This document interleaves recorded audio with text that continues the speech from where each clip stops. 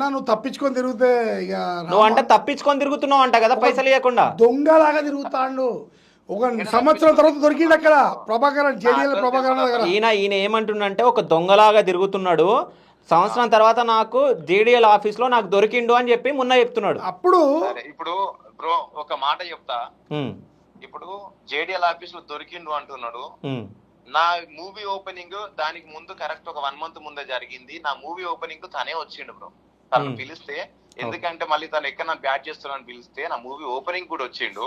ఉమ్, ఇప్పుడు మళ్ళీ ఏదైతే ఇప్పుడు నేను వీడియో నా తోటి అప్పుడు నన్ను వేరే రకంగా బ్లాక్ మెయిల్ చేసి వీడియో తీపించుకున్నారో, ఆ వీడియో అయిపోయిన తర్వాత కూడా షూటింగ్ పిలిస్తే షూటింగ్ కూడా వచ్చిండు. కాదు, నిన్ను బ్లాక్మెయిల్ చేసి వీడియో చేపించుకురా?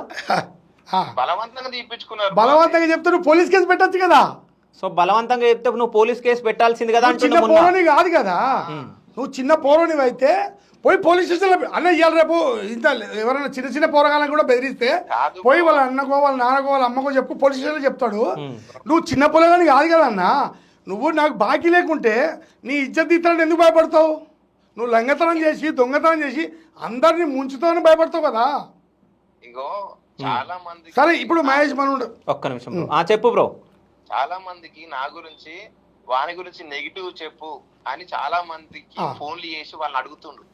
సరే ఓకే, నేను అడుగుతా ఇంటర్వ్యూలో నీ కాల్ కట్ అయినాక. ఇది పక్కన పెడితే